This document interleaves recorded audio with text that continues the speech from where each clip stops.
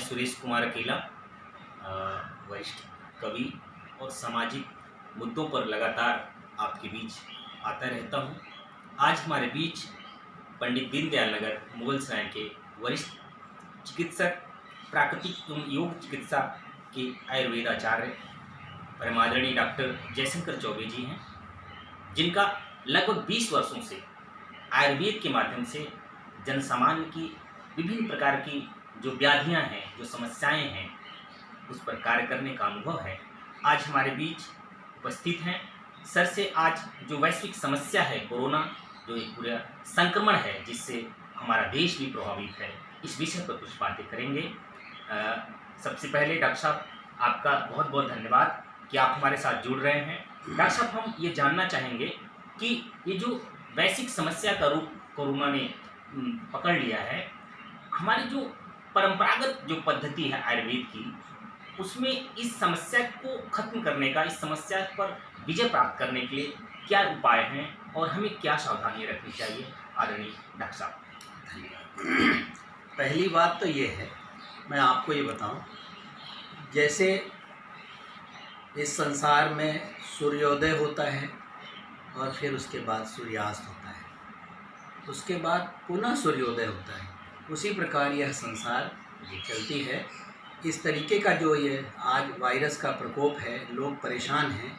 ये दुनिया कई बार ऐसे घटनाओं से घटते आ रही है और इसमें आज से बहुत पहले, आज से 10,000 वर्ष पूर्व नारद संहिता में इस कोरोना का वर्णन है।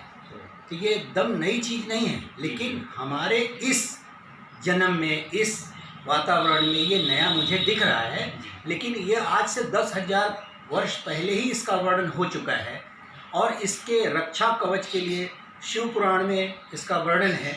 इस तरीके से हम ये कह सकते हैं कि एकदम नई चीज़ नहीं है, लेकिन मेरे सामने यह नया उभर के आया है और लोग इससे दहशत में हैं, लोग परेशान हैं और कुछ लोग इस पर भरोसा नहीं कर रहे हैं कि यह सच है या, तो इस तरीके से कुछ अफवाह में, कुछ भ्रम में पड़े हैं और लोग गलतियां कर रहे हैं। एक्चुअल कोरोना जो वायरस है वो छुआछूत की बीमारी है। एक दूसरे से संपर्क में आने से, स्पर्श करने से, कोई किसी वस्तु को अगर छू देता है जो उससे पीड़ित है, उस वस्तु को छूने से यह एक दूसरे में प्रवेश कर सकता है। कोई भी वायरस है, जैसे पहले, आज से बहुत पहले महामारी के रूप में प्लेग, चेचक, ये समय समय पर आते रहे और वो भी सब क्या थे, वो छुआछूत के थे। तो आप देखिए, जैसे चेचक होता था तो चेचक में हमारे यहाँ प्राकृतिक रूप में क्या करते थे, साफ सफाई रखते थे। जिस कमरे में रोगी है उसमें कोई जाता नहीं था, और नीम की पत्तियों का प्रयोग करते थे, नीम की पत्ती से उनको नहलाते थे, नीम की पत्ती बिस्तर पे रखते थे। तो ये किसी प्रकार का वायरस अगर है, उसमें नीम का बड़ा अच्छा रोल है। तो इसलिए इस कोरोना वायरस का जो प्रकोप है, इसमें हम पिछली बार हमने बताया था कि हर कमरे में, हर घरों में लोगों को नीम का गुच्छा लटका दे या बिस्तरों पे किनारे रख के रहें, जिससे क्या होगा, उस वायरस का प्रकोप आराम से घरों में नहीं होगा। और वायरस की उम्र है, आप देखें चेचक का कोई इलाज नहीं होता था, साफ सफाई रखने के बाद वो अपने से उत्पन्न होता था और कुछ समय तक वो, अगर दूसरे में संक्रमण नहीं जाता है तो कुछ समय बाद समाप्त हो जाता था। तो कोरोना भी जो है वो एक प्रकार का वायरस ही है और इसमें भी वही समय देने की बात है। आप उसको आगे बढ़ने से, उसको जीविकोपार्जन का साधन न मिले, दूसरा स्वच्छ शरीर न प्राप्त हो, इसके लिए आप उससे दूर रहें और साफ सफाई रखें, किसी तरीके से कोई चीज़ स्पर्श न करें।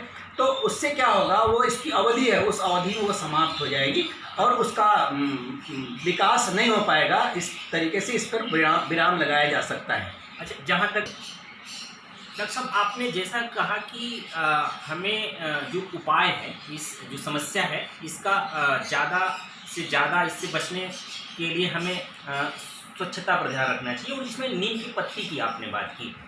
लेकिन हमारे देश में एक मान्यता है कि जैसा कि आज नवरात्र चल रहा है और नवरात्र में जो नीम का पेड़ है उसको देवी स्वरूप माना जाता है और उसको तोड़ना एक हमारे लिए एक गुस्ताखी हो जाती है। तो ऐसे परिवेश में जहाँ एक कॉन्सेप्ट है कि हम इस पत्ती को तोड़ नहीं सकते, ऐसे आज जब नवरात्र है इस परिस्थिति में हम कैसे उसको हम तो लें और उससे हम अपना प्रिवेंशन करें, इस पर कुछ प्रकाश डालें। देखें आप, पहली बात तो ये है कि किसी भी औषधि रूप में किसी वृक्ष के किसी भाग को तोड़ने में औषधि के रूप में कोई दोष नहीं है। नियमतः सूर्यास्त के पश्चात व्यक्ति को किसी भी पौधे को नहीं तोड़ना चाहिए, लेकिन औषधि के लिए चिकित्सा स्वरूप अगर कोई औषधि का प्रयोग होता है तो उसे रात और दिन से कोई मतलब नहीं। जब उसका उपयोग है तब हम उसको तोड़ के उपयोग में ला सकते हैं। इसलिए नवरात्र से कुछ नहीं मतलब है।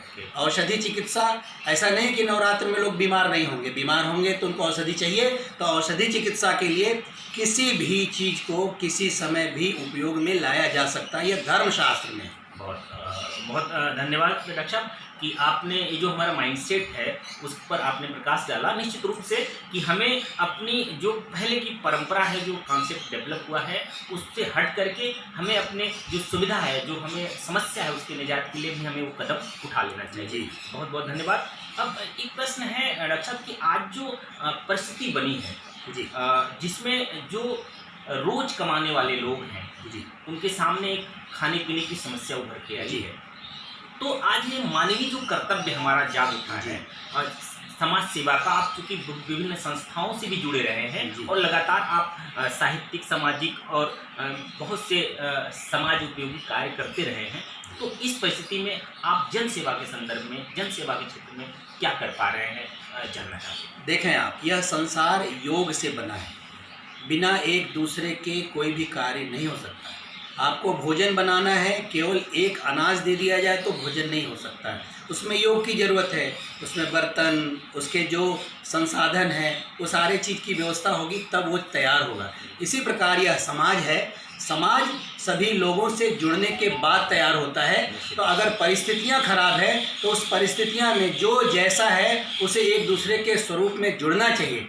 यह मैं बड़ी बात नहीं कहता हूँ, मैं आए दिन, आज कोरोना को तो छोड़ के आज के पूर्व भी हम अगर जो गरीब आदमी है तो मैं उसकी मदद करता हूँ। जो जिस लायक है उसकी उस तरीके से चिकित्सा की जाती है।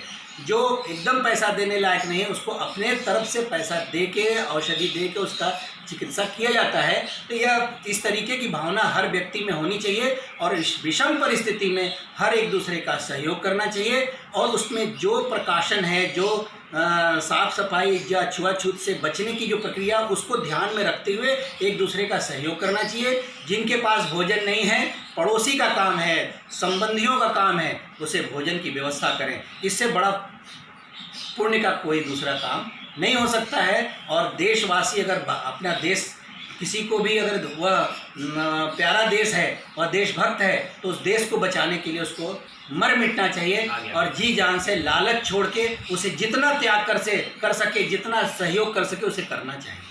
बहुत बहुत धन्यवाद डॉक्टर साहब। निश्चित रूप से आपके पास लगातार इन परिस्थितियों में भी मरीज आते रहे हैं, तो हम आशा करते हैं कि आप उन्हें इस समस्या से बचने के उपाय भी बताते होंगे। जी। अंत में एक प्रश्न और करना चाहूँगा कि हमारे देश के प्रधानमंत्री जी का एक आह्वान है जी कि हम घरों में रहें जी ताकि हम इस कोरोना के जो चेन है उसको तोड़ सके। जी। तो हम ये जानना चाहेंगे कि देशवासियों को, समाज के लोगों को आप प्रधानमंत्री जी के आह्वान से जोड़ करके जी क्या संदेश देना चाहते हैं। नहीं, वो तो एकदम शुद्ध है और सही है।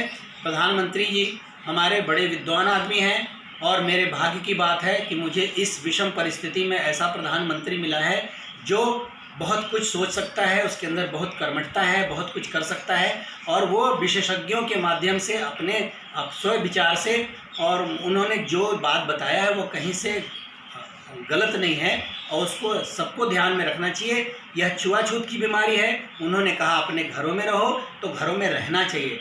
विषम परिस्थिति है, बहुत आवश्यक है तो आप घर से बाहर निकलें, लेकिन दूरी बना के रखें, 1 से 1.5 मीटर की दूरी बना के रखें। हर चीज़ को स्पर्श करते ना चलें। किसी से कोई सामान अगर लेते हैं, देते हैं तो हाथ की सफाई करें, वो सामान शुद्ध रूप से घर में जाए और घर में जाने के बाद भी परिवार के साथ तुरंत संलिप्त न हो, अपनी साफ सफाई करके ही घर में प्रवेश करें। हाथ पैर धो के तब अंदर घर में प्रवेश करें। बहुत बहुत धन्यवाद। तो अभी आप सुन रहे थे मुगलसराय पंडित दीनदयाल नगर के वरिष्ठ चिकित्सक आयुर्वेदाचार्य डॉक्टर जयशंकर चौबे जी से हमने वार्ता किया और इनकी बातों का जो निहितार्थ था, इनकी बातों का जो एक जो सार था वो यही है कि हमें सावधानी ही विशेष रूप से बरतनी है, सावधानी ही इस समस्या का निदान है और प्रधानमंत्री जी का जो आह्वान है उसके आगे चल करके हम इस देशवासियों को एक संदेश दें, हम मोटिवेट करें कि इस समस्या से बचने के लिए हमें सोशल डिस्टेंसिंग,